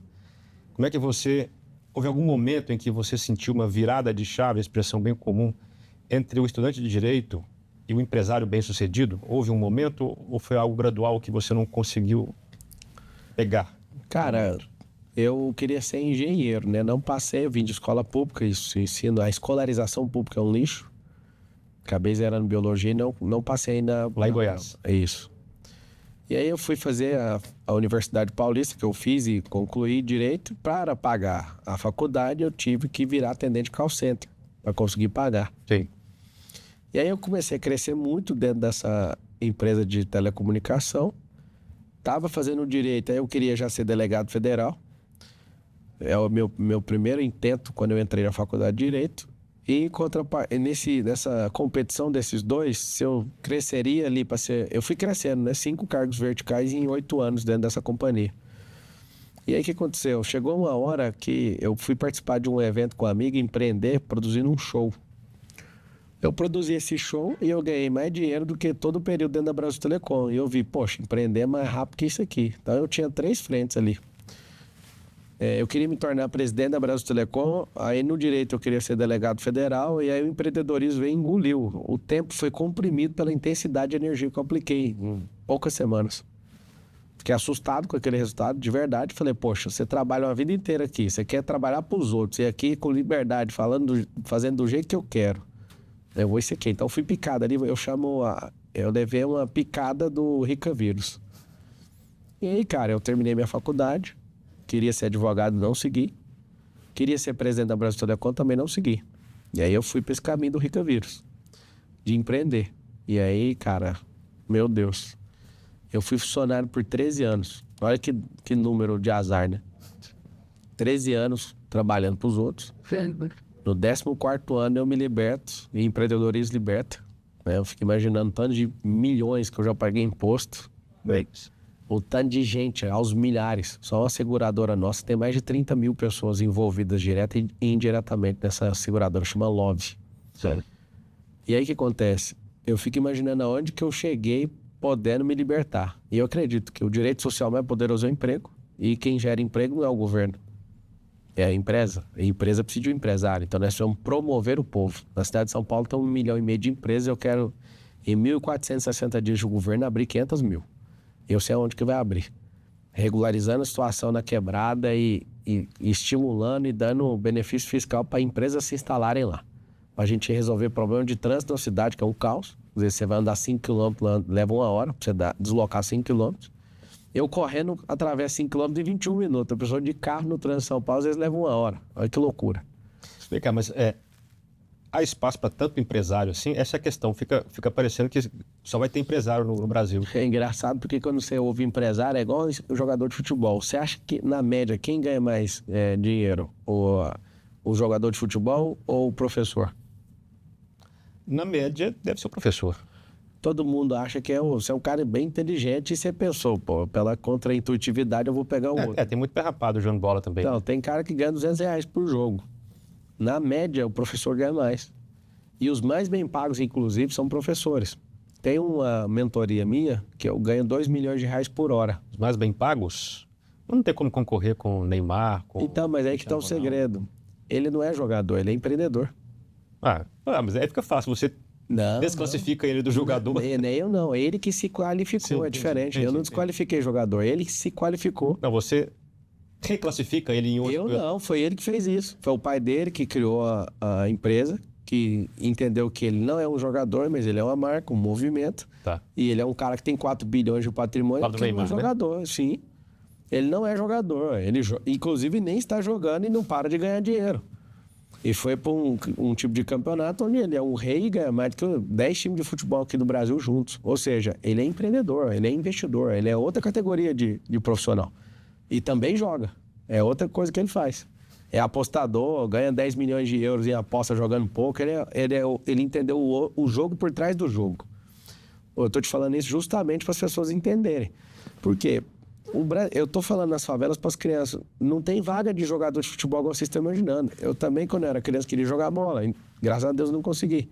Eu queria ser delegado federal, não consegui. Eu queria ser delegado, acho que você não ia se enquadrar, não. Essa coisa toda.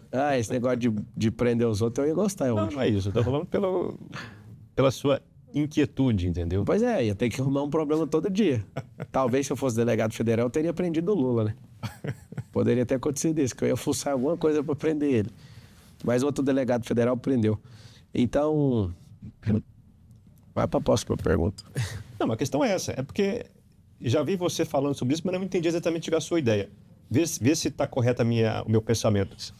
Você tem essa proposta do empresário, mas nem todo mundo vai ser milionário. Quer dizer, mas não precisa ser essa vibe toda acaba contagiando as pessoas para ter uma vida melhor. Não precisa e nem sempre um grande empresário. Eu quero saber o seguinte: quem não quer ter seu próprio negócio? Pergunta para qualquer um na quebrada. Quem não quer prosperar? Eu perguntei para as crianças lá na Vila União. Vocês não querem ser do crime, não, né? Tem um vídeo na internet, viralizou. As crianças falando, a gente quer. Com você? Eu falando, eu sou triatleta, o esporte vai mudar a sua vida. Aí eu falei, vocês não querem ser do crime? Aí as crianças, sim. Não é possível. Aí eu fui entender por que as crianças responderam sim. O símbolo de prosperidade de uma quebrada é o traficante. As pessoas querem prosperar, dos adultos até as crianças. E eles não têm um símbolo de alguém que é empreendedor. Aí eu falei para as crianças, esse mesmo público, tá gravado isso. Eu falei, quem quer ser jogador de futebol? A maioria. Eu falei, por que vocês não empreendem? Ninguém quer empreender, ninguém. Deixa eu explicar uma coisa para vocês. Vocês gostam do Neymar? Gostam. O Neymar é rico desse tanto, não é porque ele é jogador, é porque ele é empreendedor. Aí uns começaram a fazer assim, foi muito bonitinho. As crianças falaram, se você for empreendedor, você vai ser rico igual o Neymar, você quer? Aí a galera, então pode ser. Se contar para eles que tem como, é diferente. O negócio é que eles não têm a referência de empreendedores. Não tem imaginação suficiente. Não tem. A gente precisava mostrar para as crianças que eles podem virar programadores. Tem programadores que a gente tem em outros países, para certas empresas nossas, que a gente paga $10 mil, $20 mil para um programador. Se a criança imaginasse isso, cara, que ela, sei lá, com 300 horas de treino, ela poderia já fazer programação básica. Com mais 500 horas, ela já pode ir para o intermediário. Com mais 1.000 horas, ela já pode começar a ler. Ainda mais criança, aprendendo desde o começo. Mas quem que vai ensinar isso para elas? Supostamente existem cursos técnicos por aí, existe o caminho, mas não você chegam. entendeu? É um sonho. Como colocar esse sonho Entendi. em pessoas que não têm acesso a esse tipo de coisa? É o que a gente tem que fazer. É isso que eu vou fazer como prefeito da cidade. Levar essa oportunidade para a pessoa falar, existe isso? Existe. Eu fico putaço porque não tem programador no Brasil mais. Esses programadores sêniores não acham. Tem contratado da Ucrânia, tem contratado de outras nações. Não acha no Brasil. Às vezes a gente chama os caras para trabalhar nos Estados Unidos de outras nações para dar um tchan para contratar os caras. A gente que tem empresa de tecnologia e vai programar, não tem, cara. Ou seja, tá faltando gente de referência para colocar sonho dentro dessas crianças, entendeu? E a gente vai fazer isso. Me fala uma característica pela qual você era conhecido na infância ou na juventude. Na infância, acho que inquieto. Essa leitura que você falou de ser inquieto. Acho que alguém que sempre estava se movimentando. Tem uma passagem de Santo Agostinho nas Confissões em que ele fala que o nosso lugar é o nosso descanso. Você já encontrou seu lugar? Meu lugar é lá em casa. Lá em casa, a casa física, o lar, que é a alma, que habitando uma família ali, uma morada onde Deus, através do Espírito Santo, habita lá em casa.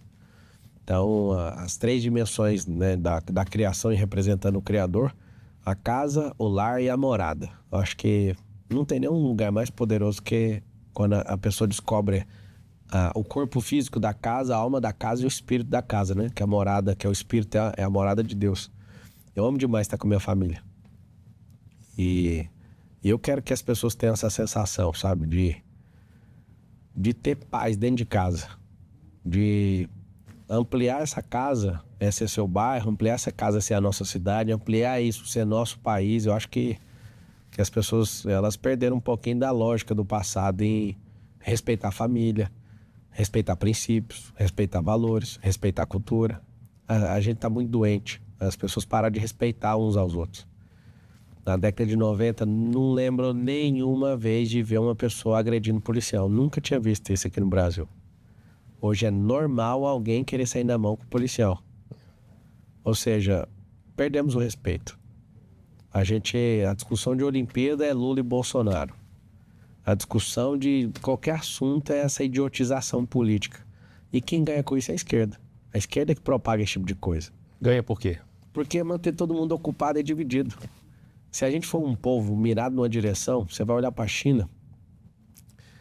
Eu percebi isso, que eu gosto demais de ficar estudando a evolução de um país, por que eles estão fazendo e tudo. Aí um dia eu descobri um número que me deixou doente. O PIB chinês em 1990 era abaixo de 400 bi. Era dos 361 bilhões. E o PIB brasileiro em 1990 era 420 bi. Era maior que o da China. Hoje, o PIB do Brasil é 2,7 tri e o chinês está em 21 tri, quase batendo nos Estados Unidos. Mas o custo lá é grande, né? Lá é uma ditadura, lá não tem liberdade. Calma, esse aí você foi lá na China já? Já. É o seguinte, eu tenho negócio lá. Lá, essa liberdade que você está falando aí... Não, na rua você anda, você conversa, você não, na rua nas empresas. No governo forte. Calma. Vamos resolver isso aí. Lá não é um país comunista igual todo mundo imagina. O próprio governo fala que ali é uma nação com dois sistemas. Filosoficamente, o partido, tudo não tem o que discutir. Só que eles revolucionaram, copiaram o modelo metacapitalista dos Estados Unidos e falou, nós vamos ultrapassar os Estados Unidos. Deu poder para algumas pessoas, ficou sócio de algumas empresas e falou, vamos investir em infraestrutura. O que eles fizeram? Investir em infraestrutura, criaram um plano institucional para o país até 2040. Eles investiram concreto, depois você pesquisar essa que é assustadora. 3 anos eles construíram mais do que os Estados Unidos em 100 anos. Eles foram lá na educação base, eles colocaram identidade esportiva em todo mundo. Pode abrir o quadro de medalha agora que a China está em primeiro lugar. Na frente. Eles revolucionaram o direito trabalhista. Antes o povo era tudo camponês. Eles falaram, nós vamos construir os maiores símbolos. Aí a gente parte do que eles pegaram, o que tinha de melhor em todas as nações. Todo mundo de inteligência artificial está morando lá. Tanto é que eles viraram referência. Eles eram uns copiadores na década de 90 e hoje eles estão mostrando como é que faz. Eles fabricaram tanto carro chinês, que você pode vender sem parar, que não vai parar de chegar. As empresas de carro, eles construíram seus próprios navios para entregar. Então tem uma demanda de carro já pronta para o mundo inteiro. Vai engolir a Tesla várias vezes, aquela BYD. Esses caras fizeram o quê? Eles revolucionaram a empresa, eles estão colocando a primeira empresa para funcionar 100% sem nenhuma intervenção humana da Xiaomi. Eles estão revolucionando tecnologia, comunicação, tudo. Por quê? Porque antes eles copiavam os produtos, agora eles compraram a cabeça dos inventores, a cabeça de gestão de tecnologia. Eles mudaram completamente, só que é aí que tá. Eles são uma nação. Se não é do jeito que a gente concorda, eu entendo. Vou fazer o quê? Senão lá a gente chamava céu, se lá não fosse comunismo, né? Eles são comunistas. Só que eles criaram 2 sistemas e é falado isso politicamente. Desde quando eu comecei a ingressar à China e ter esses acessos, eu fiquei indignado. Mas como que um comunista funciona? Você acha que dá para copiar uma parte sem copiar outra? A parte que dá para copiar é ter um plano até 2050, até que o plano meu de governo para a Prefeitura de São Paulo chama SP50. Nosso problema eleitoral é que as pessoas criam planos para 4 anos. A gente tem que ter um plano para 40. Nós somos de um plano para 50 anos. E o plano chama SP50 para a gente mirar São Paulo em 2050, mas conseguir chegar em 2050 antes de 2030. Dá para chegar. Mudando aqui, ó. Você imagina a gente investindo na cabeça das crianças com 5 coisas: inteligência emocional, educação financeira, empreendedorismo, tecnologias e profissões do futuro. 300 profissões vão deixar de existir nos próximos 10, 15 e 20 anos. 300. Você imagina. O cara é advogado hoje, daqui a 20 anos não tem emprego de advogado mais. O algoritmo vai engolir. Não tem erro, dá conta de ler os processos tudinho, você imagina. Ontem eu fui fazer um rap pra confrontar o Boulos, pra ver se ele sai comigo numa batalha de rima, que ele acha que é da quebrada, eu vou mostrar quem é da quebrada. Eu fui lá, escrevi a letra. Na verdade, eu peguei, eu mandei pra um cara, o cara me ajudou a escrever, coloquei numa inteligência artificial, a música voltou, eu falei, mentira que esse trem fez isso. Mas escrever não vale, tem que ser espontâneo, você sabe, né?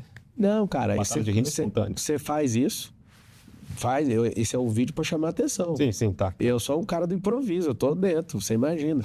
Só que é pra gravar o vídeo pra fazer. Quando eu ouvi, eu falei, cara, o que aconteceu? O que vai acontecer com os estúdios? Você não tá entendendo. Entregou 10 versões de música com beat diferente. Falei, cara do céu, de graça o aplicativo. Eu falei, acabou o mundo, mano. Acabou o mundo. A Xiaomi mostrou que o mundo acabou.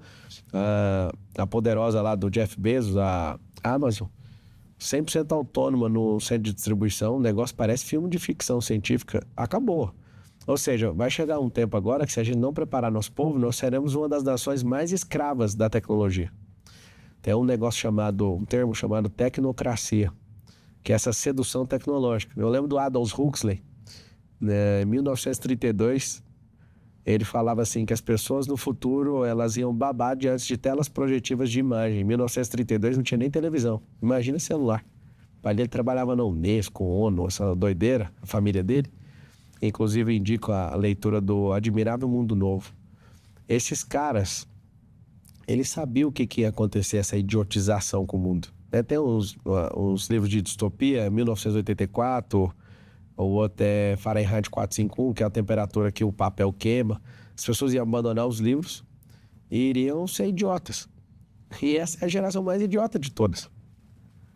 Não estou falando mal de ninguém, estou falando mal de todo mundo. É a geração mais idiota de todas. Quando você começou a sua entrevista, você falou, Pablo é polêmico por natureza. De tempos em tempos nascem pessoas para provocar os imbecis.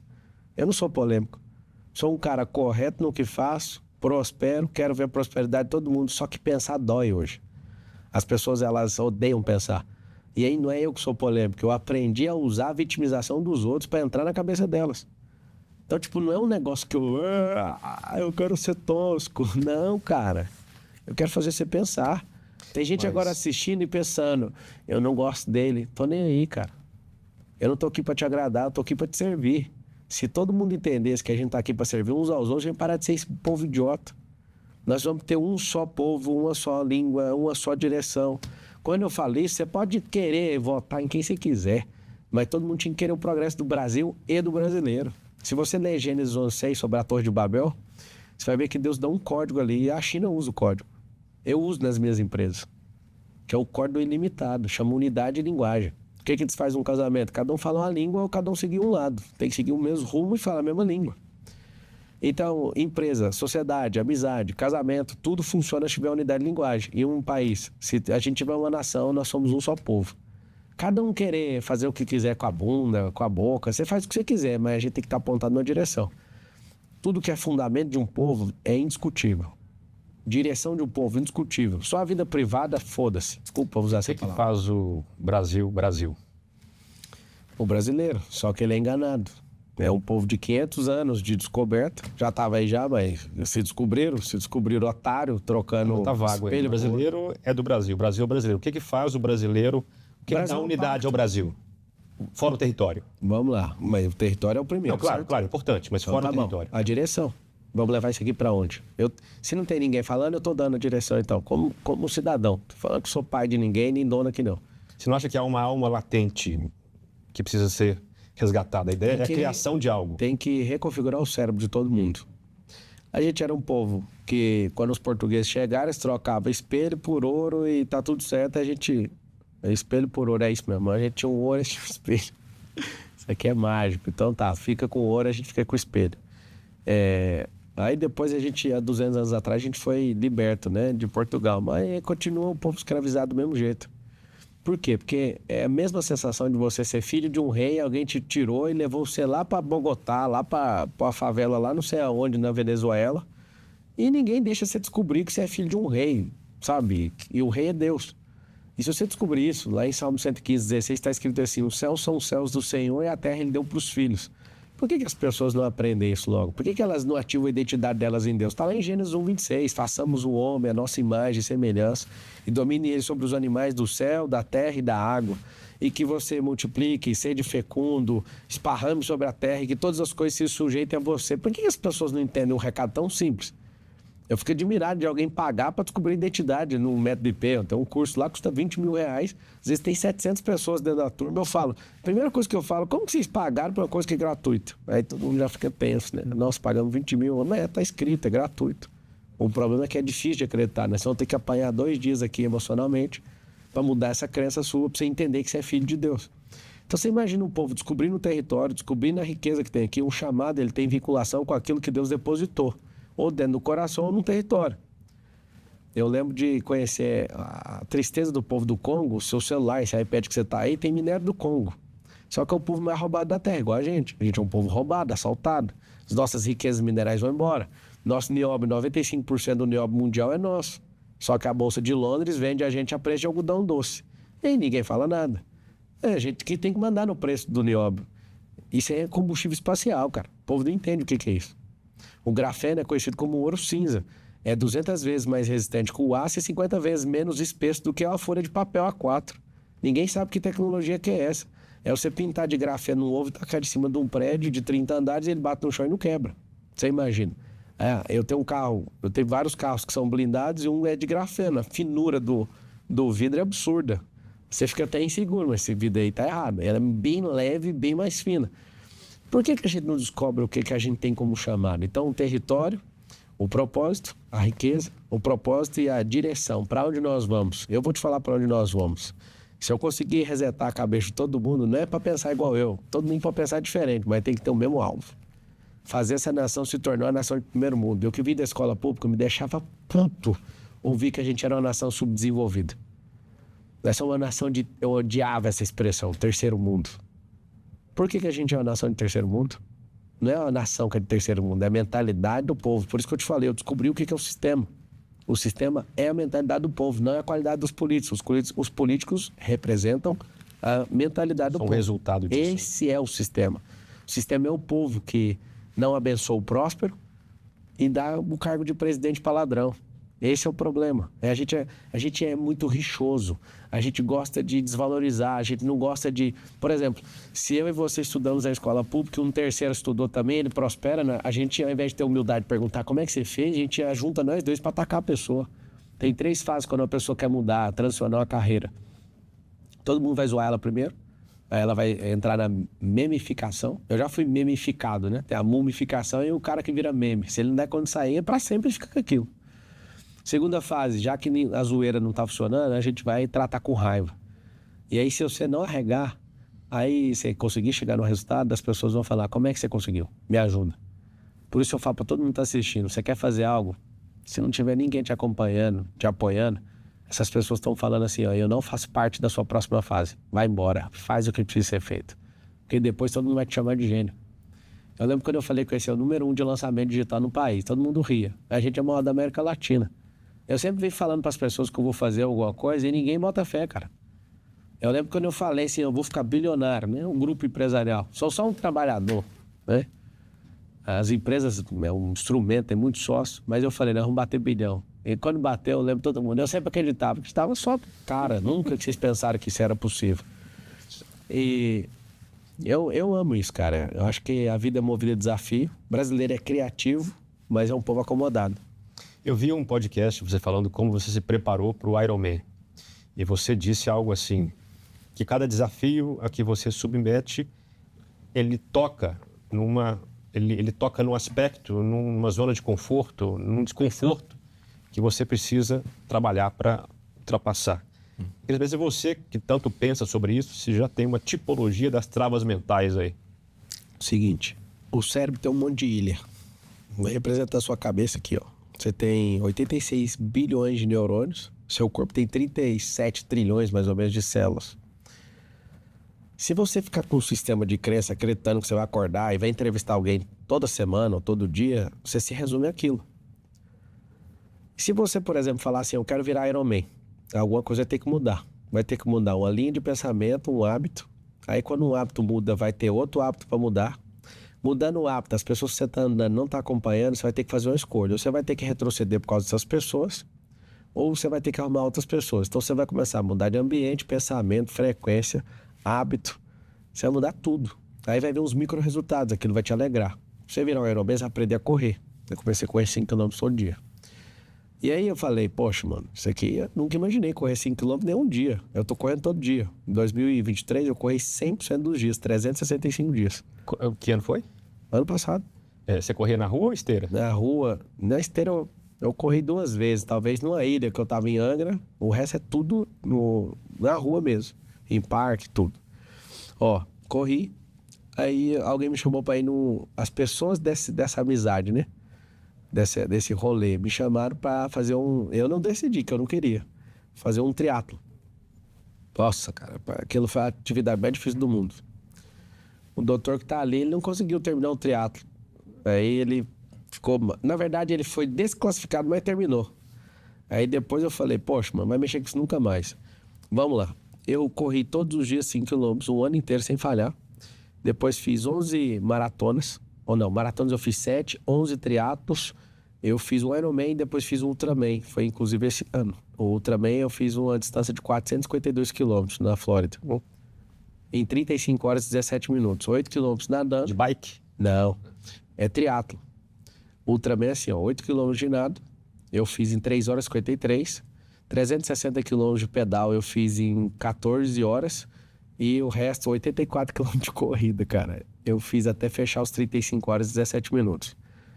No começo parecia impossível. Porque tem gente que tá assistindo, tem preguiça de pegar um carro e rodar 452 km. Claro. E eu fiz em 35 horas e 17 minutos. No Ironman tinha 2.200 pessoas na prova. No Ultraman tinha 14. E 14? 14. E só começaram? E só terminaram 4. Aí a menina ficou internada no UTI, o outro... 2 pararam por questões médicas, o outro pegou hipotermia. Foi um negócio feio, a prova é ferrada. Resumindo, um abismo, tem um termo no latim, absinto. Um abismo chama outro abismo. O fato de correr mudou minha alimentação, que eu fui fazer a maratona, eu quase chorei, eu fiz 7 maratonas, fiz 11 triatlos, Ironman, Ultraman. O que eu virei? Eu virei um esportista sem perceber. Eu virei um cara dedicado a isso. Aí depois fui com o Cariani lá, o shape, consegui fazer o que eu nunca imaginei que eu ia conseguir. Trincar meu abdômen em 60 dias. Não é mais difícil o Ultraman do que o projeto com o Cariani? Cara, 2 meses? Eu vou te falar, é mais difícil trincar a barriga pra uma pessoa que gosta de comer igual eu gostava do que fazer 100 milhões de reais. Eu te garanto. É mais difícil. Só que depois do Ironman eu parei de comer açúcar. Então foi facilitando. Então eu já tava numa vertente. Só que conseguir em 60 dias, pra mim, é mais difícil. O que mais doeu nesses 60 dias? Tem que ficar 3 horas por dia na academia, fazer 2 cardio e comer direitinho, só com 4 gramas de sal, sem usar óleo, sem usar azeite. A vida meio que perde a graça, a comida, entende? E aí eu percebi que o tesão da comida ou é açúcar demais ou sal demais. E aí você regular o que a OMS fala pra você comer só 4 gramas por dia, Aquilo mexeu demais com o meu cérebro. Acabou com a alegria na comida. Você não tem mais tesão em comer. E aí você tem que ficar 3 horas por dia e fazer 2 cardio todo dia. Aí chegou no dia do desafio, ninguém tava acreditando, cara. A hora que eu arranco a camiseta e o negócio trincado, todo pirou. 60% do resultado é a comida. Eu não dormia direito, comecei a dormir. Eu não bebia água direito, comecei a beber. Aí comecei a entrar num eixo. Poxa, mano, nunca mais vou retroceder nisso aí. Virou uma máquina. Já que você virou esportista, como você está falando, e você mencionou o ranking de medalhas das Olimpíadas, se você for lá, você vai ver que, quer dizer, quase sempre estão lá China na frente, Japão, Austrália e França, os 4 que estão lá disputando a Estados Unidos. Estados Unidos está um pouco abaixo, né? Ele tem mais medalhas, mas menos de ouro. É isso. Não, mas eles vão inverter, eles passam na frente. Então, e o Brasil sempre oscilando ali na 30ª posição. É o que a gente está faltando para o brasileiro nesse aspecto também. Identidade esportiva. Tem 64 esportes. Ensinar isso nas escolas. Não ocupar as crianças com recreação só, mas dar uma identidade esportiva. Bolsa, vincula isso aí pra você ver com o esporte. Colocar as pessoas pra começar a correr, desde pequeno. Eu lembro estudando na escola pública, a educação física era uma lástima, né? Pega essa bola aqui e chuta pra lá. Não, cara, tem que parar e vamos aqui, ó. Vamos investir nisso. Eu tenho certeza que o que a gente vai fazer em São Paulo, o setor privado vai investir. E a gente precisa demais do setor privado. O governo, ele não consegue fazer tudo, mas ele pode ajudar em tudo. Isso mexe muito comigo, então eu não vou ter vergonha de pedir não, cara. Vou pedir para empresário, vou pedir para deputado, vou pedir para todo mundo. Nós precisamos criar isso no âmbito federal com leis federais, né? Para trazer recursos para isso, porque o governo federal tem muito dinheiro para investir nisso. Sabe por quê? São Paulo também tem 111 bilhões, pô. Mas não é assim, não é os 111 bilhões que eu, igual empresário. Claro. Eu pego os 111 bilhões e vou colocar onde eu quero, não. Tem que seguir a lei de diretrizes orçamentárias. Por exemplo, você sabe que se a gente investir muita energia no esporte, a gente vai ter pessoas mais dedicadas na alimentação, a gente não vai ver esse tanto de gente obesa. Se a gente investir, por exemplo, um monte de gente em luta, né, em artes marciais, a pessoa não vai entrar em briga, porque quem é doutrinado... Tem uma certa ética, né? Sim. A pessoa ia ficar mais competitiva, ela ia ficar com ela ia entrar pro alto rendimento, a pessoa ia aprender a empreender, porque o esportista tem que ter financiamento, patrocínio. Então, ela tem um sonho, tem que ir atrás de gente para financiar isso. Ela tem que aprender, senão ela não consegue. Agora, você imagina a gente investir desde pequeno na cabeça da pessoa para ela ter um esporte. O esporte moldar o caráter dela. Correr me fez ficar mais resistente. Quando eu fui pro desafio com o Cariani... Qual sentido? Mais resistente a quê? A qualquer coisa. Por exemplo, eu fui fazer com o Cariani, ele falou, você vai fazer hoje é o dia da morte, num treino de perna, né? Um treino de perna bem feito, dá uma desestabilizada no caboclo. Aí ele falou, você vai fazer agora a morte tá vindo aqui, tá lá no YouTube. Aí eu olhei e falei, mano, o que é isso? Aí fiz os agachamentos, tudo no peso que ele falou, e ficava olhando como é que esse cara aguenta. Aí eu ficava pensando na minha cabeça assim, mano, agora ter foi um Ultraman, o que é essa bosta aqui desse treino de hoje? Então você vai fazer 100, vai fazer 10 séries de 10, dá 100 aqui, né, puxando a cadeira extensora. Aí eu fiz a 100, eu olhei pra ele e falei, isso aqui era a morte? Aí eu fiz mais 50 sem parar. Depois fiz 210 polichiniano, ele olhou e falou, mano, você tem problema? Tem, cara. O que você tá falando pra mim é menos do que eu já suportei de problema. Quando um cara consegue chegar numa prova de Ultraman, a cabeça dele muda. Eu vejo o povo me atacando, imprensa, polícia, não sei o quê. Cara, minha cabeça é de alguém que aguenta porrada, ficar ligado 35 horas e 17 minutos de forma ininterrupta. De onde você tá tirando isso? Minha cabeça não para por causa de uma crítica. Crítica pra mim é igualzinho elogio. Quem depende de elogio vai cair na primeira crítica. Pra mim, nenhum dos dois serve pra nada. Eu vou debater com algumas pessoas, aí tem gente que fala, mas como que você não entra na emoção? O outro, ele é psicopata. Não, cara, eu já fiquei de cama por causa da opinião dos outros. Já? Já, cara. Sabe o que eu tenho pra te falar? Se eu te xingar em hebraico, você vai incomodar? Talvez não. Pelo tom, talvez eu vou achar estranho. Mas você conhece hebraico? Não conheço. Então, se você não conhece, não faz mas diferença. o tom, talvez, um tom muito... Não, posso xingar de forma elegante. Você, talvez não. Você do meu tamanho, mas um cara, o dobro do meu tamanho, me xingando, de repente você assusta, né? Coisa o que você faz com um cara que é o dobro do tamanho? Dá um passo pra trás, você fica na distância linear e tá tudo certo. Só que o que eu tô te falando é que a linguagem depende do significado que você carrega. Presta atenção no que eu vou te falar. Se eu te xingar em hebraico, aramaico, se eu te xingar em latim, você não vai importar se você não souber, não julgando que você não saiba. Mas se eu xingo numa língua que você não conhece, aquilo não tem significado para você, certo? Sim. Em português é só você tirar o significado. A pessoa que está falando isso é só você pôr na sua cabeça que ela está falando dela.